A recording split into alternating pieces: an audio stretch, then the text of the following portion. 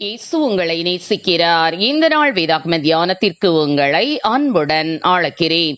உண்மையாய் நடக்கிறவர்களோ அவருக்கு பிரியம். நீதிமொழிகள் 12ஆம் அதிகாரம் 22ஆம் வசனம். இந்தியாவிற்கு சுதந்திரத்தை பெற்றுத்தந்த காந்தியடிகள் தென்னாப்பிரிக்காவில் வசித்த போது முதன்முறையாக மூக்கு கண்ணாடிகளை பயன்படுத்த துவங்கினார். தங்க முலாம் பூசப்பட்ட பிரேம்களை கொண்ட மூக்கு கண்ணாடிகளையே காந்தியடிகள் அதிகமாக பயன்படுத்தினார். தன்னுடைய உடைமைகளை தனக்கு நெருங்கியவர்களிடம் விட்டு செல்லும் வழக்கத்தை கொண்டிருந்த காந்தியடிகள் தென்னாப்பிரிக்காவில் பிரிட்டிஷ் பெட்ரோலியம் நிறுவனத்தில் வேலை பார்த்த ஆங்கிலேயர் ஒருவரிடம் தன்னுடைய மூக்கு கண்ணாடியை விட்டு சென்றார். அவர் அந்த கண்ணாடியை தன்னுடைய மருமகனுக்கு பரிசாக கொடுத்தார். சுமார் 50 ஆண்டுகளுக்கு முன் பரிசாக பெற்ற மூக்கு கண்ணாடியை ஒரு மேஜை டிராயரில் வைத்த அவரது மருமகன் அதை மறந்தே போனார். அவருக்கு 75 வயதானது. வீட்டை சுத்தம் செய்த போது அவருடைய கண்ணில் காந்தியடிகளின் மூக்கு கண்ணாடி தென்பட்டது.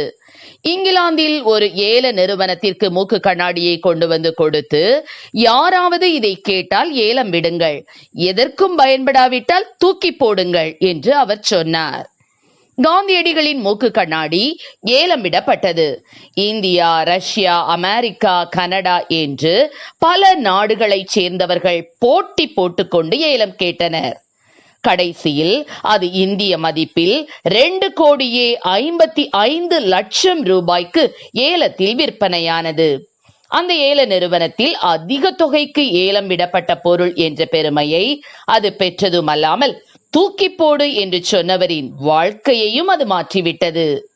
ஆம், என கருமையானவர்களே, அது மூக்கு கண்ணாடிக்கு கிடைத்த மதிப்பல்ல, காந்தியடிகள் வாழ்ந்த வாழ்க்கைக்கு கிடைத்த மதிப்பாகும்.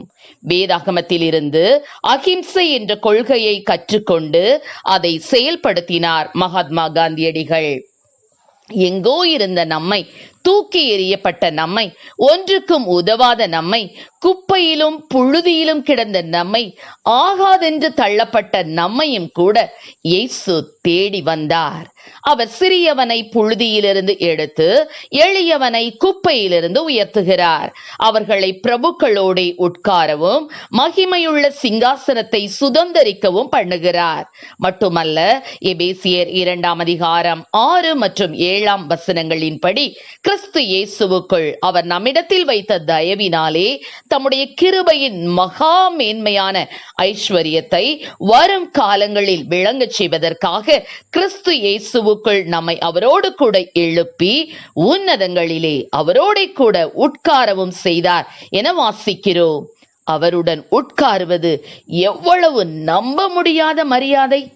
இந்த பாக்கியத்தை நமக்கு வழங்க கர்த்தர் தம்முடைய சொந்த நாமத்தை நமக்கு அருளி நம்மை அவரோடு கூட ஒன்றாக்குகிறார். நாம் அவருடைய பிள்ளைகளாக மாறும்போது மிகுந்த மேன்மை உண்டாகிறது. ஆம் பிரியமானவர்களே, நமக்கு கிடைக்கும் மேன்மைகள் யாவும் தேவனால் வருகிறது.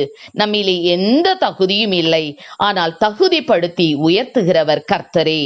நாம் கர்த்தரை மட்டும் சார்ந்து நின்றுவிட்டால் நமக்கு வரும் உயர்வுகள், மேன்மைகள் யாவும் மிகவும் பிரமிக்கத்தக்கதாயிருக்கும். நம்மை காண்கிறவர்கள் இவனுக்கா இந்த உயர்வு என்று ஆச்சரியப்படும் அளவுக்கு காரியங்களை மேன்மையாய் செய்து முடிப்பார். ராஜாவை காப்பாற்றிய மொர்தெகாய் எல்லாராலும் மறக்கப்பட்டான். ஆனால் அவன் செய்த செயலுக்கு அவன் கனப்படுத்தப்பட வேண்டும், மேன்மைப்படுத்தப்பட வேண்டும் என்று தேவன் தீர்மானித்தபடியினாலே இரவிலே அகாஸ்வேரு ராஜாவுக்கு தூக்கம் வராதபடி செய்து அவனை நடபடிகள் புத்தகத்தை வாசிக்க வைத்து மொர்தெகாயின் செயல்களை நினைப்பூட்டி அவன் செய்த நற்செயல்களுக்கு அவனுக்கு கனமும் மேன்மையும் கிடைக்கும்படி தேவன் செய்தார். ஆம், தேவன் உங்களோடு கூட இருக்கும்போது நிச்சயமாக மேன்மை உண்டாகும். கர்த்தர் நம்மை ஆசீர்வதிப்பாராக. ஆமென். ஜெபம். எங்களை அதிகமாய் நேசித்து நடத்துகிற எங்கள் அன்பின் பரலோக பிதாவே, அப்பா, நீர் எங்களோடு கூட இருக்கும்போது அப்பா எங்களை மேன்மைப்படுத்துகிற தேவனாய் இருக்கிறீரப்பா. ஸ்தோத்திரம். எங்கள் மேன்மையை பெருக பண்ணி எங்களை மறுபடியும் தேற்றுகிற தேவன் அப்பா. அவர்கள் கண்களுக்கு முன்பாக உன்னை மேன்மைப்படுத்துவேன் என்று சொன்ன வசனத்தின்படி ஆண்டவரே, உண்மையாய் நடக்கிறவர்களுடைய வாழ்க்கையிலே ஆண்டவரே நீரப்பா ஸ்தோத்திரம் ஆண்டவரே, நற்காரியங்களை, மேன்மையான காரியங்களை செய்கிறீர் என்று நாங்கள் விசுவாசிக்கிறோம். ஆண்டவரே ஆசீர்வதியும். இயேசுவின் நாமத்திலே ஜெபிக்கிறோம் எங்கள் நல்ல பிதாவே. ஆமென்.